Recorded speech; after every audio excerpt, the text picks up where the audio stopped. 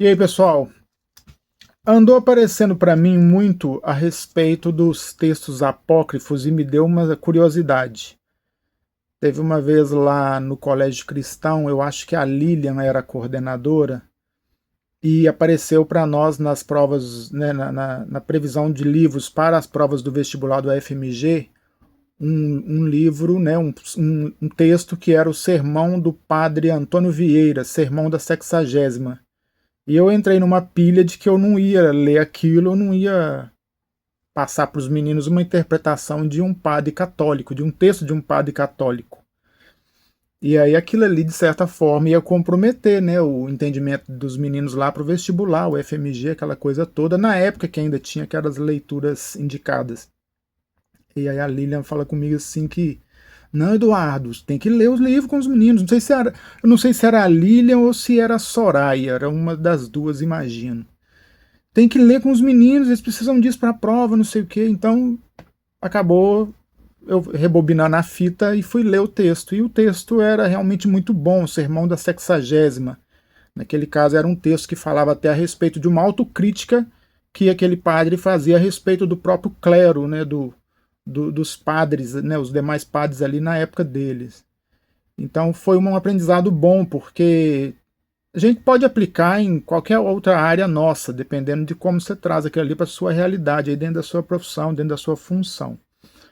E aí eu, dentro dessa ideia de ver que alguns textos a gente às vezes fica assim assustado com ele e não quer trabalhar, aí eu estou tentando entender isso, como que isso funcionou com os textos apócrifos, ou seja, aqueles textos que deixaram de fazer parte da Bíblia em si. E aí é importante para a gente poder entender, mesmo pelo sentido histórico, ir lá e ler o texto, procurar conhecer, procurar saber. Mas aí é difícil isso dentro da realidade do povo de igreja, porque muitas vezes a gente não está lendo nem a Bíblia. Quanto mais tem interesse de ir lá estudar um texto que é desconsiderado dentro do cânone ali, né, no caso. E aí quando a gente vê, por exemplo, um pequenininho que está lá, é a oração de Manassés. A oração de Manassés, eu li, acho ela, está aqui na minha frente, no computador. Muito bonita a oração, muito sincera, né, dentro das palavras ali de uma versão traduzida. Muito verdadeira e no sentido bíblico do que o texto de Crônicas mostra, foi efetiva e foi de resultado, né? Deus perdoou Manassés e reconduziu ele de volta a Jerusalém. Ele pôde fazer todas as reformas que ele precisava fazer para poder rever o caminho errado pelo qual ele andou. E a partir aqui do versículo 12 do capítulo 33 de 2 Crônicas tem um pouquinho a respeito dessa recondução dele. Eu vou ler. E ele, angustiado, orou deveras ao Senhor, seu Deus, e humilhou-se muito perante o Deus de seus pais. E lhe fez oração, e Deus se aplacou para com ele, ouviu a sua súplica e o tornou a trazer a Jerusalém, ao seu reino. Então reconheceu Manassés que o Senhor é Deus. E depois disso edificou o muro fora da cidade de Davi, ao ocidente de Gion, no vale, e a entrada da porta do peixe, e a roda até Ofel. E levantou-o muito alto. Também pôs oficiais valentes em todas as cidades fortes de Judá. E tirou da casa do Senhor os deuses estranhos e o ídolo, como também todos os altares que tinha edificado no monte da casa do Senhor e em Jerusalém, e os lançou fora da cidade. E reparou o altar do Senhor, e ofereceu sobre ele ofertas pacíficas e de louvor, e mandou a Judá que servisse ao Senhor Deus de Israel. Mas ainda o povo sacrificava nos altos, mas somente ao Senhor seu Deus. O resto, pois, dos atos de Manassés e a sua oração ao seu Deus, e as palavras dos videntes que lhe falaram em nome do Senhor, Deus de Israel, eis que estão no livro da história dos reis de Israel. E a sua oração, como Deus se aplacou para com ele, e todo o seu pecado, e a sua transgressão, os lugares onde edificou os altos, e pôs bosques e imagem de escultura, antes que se humilhasse, eis que está tudo escrito no livro dos videntes. E dormiu Manassés com seus pais, e os sepultaram em sua casa. Amon, seu filho, reinou em seu lugar. Então a gente vê aqui uma coisa interessante. Por que essa oração não poderia fazer parte aqui? Porque essa oração existe. Ela, né, não, vamos entender, dentro de uma visão que historicamente e comprovadamente já foi identificado que ela é oficial, ela tem fundamentos históricos ali de busca, de pesquisa, ela existe, mas ela foi efetivamente tirada do contexto da escolha dos textos sagrados na Bíblia. E aí a gente volta para a ideia um pouco mais de investigação. Por que ela teria sido tirada? Por que ela foi tirada? Quando a gente pensa que no contexto da igreja universal daquela época, né? Não vou usar aqui o termo católica para não ficar confundido com a igreja de hoje. É a igreja antiga, lá dos primórdios. A confissão era feita diante dos sacerdotes, né? Dos padres, vamos dizer assim. Então aqui fica sendo o quê? Uma comprovação de que a pessoa individualmente, sozinha, buscando a sua intimidade, a sua vida devocional, ela pode louvar a Deus, mas ela pode também alcançar a remissão dos seus pecados. Então coloca dentro de uma outra esfera a intermediação do sacerdote, do padre ou de quem quer que seja ali para a remissão de pecados, para o perdão e uma recondução, ela seria desnecessária. Então, se isso aí de alguma forma comprometeria a credibilidade, a manutenção do poder daquela igreja lá, daquele contexto, então para eles era interessante tirar. Então é como se fosse uma censura. Opa, esse texto aqui é perigoso. Opa, esse texto aqui não pode ser publicado assim. A gente que trabalhou em edição de livro, trabalhou em redação de jornal, essas coisas todas, a gente sabe que tem esse manejo aí da informação. Então, quando isso vem para o texto sagrado, é um negócio bem complicado. Não estou dizendo que a gente precisa trazer de volta para a Bíblia, né? Porque o próprio livro lá em Apocalipse fala: maldito aquele que acrescentar uma vírgula ou tirar, modificar qualquer coisa na palavra. Então já há uma penalidade. Então a gente caminha em cima ali daquela exigência que está prevista no Apocalipse.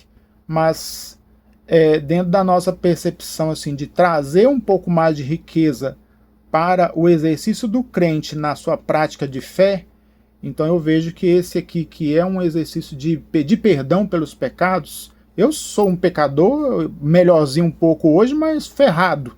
Eu precisaria fazer uma oração igual essa que Manassés fez. Você entende?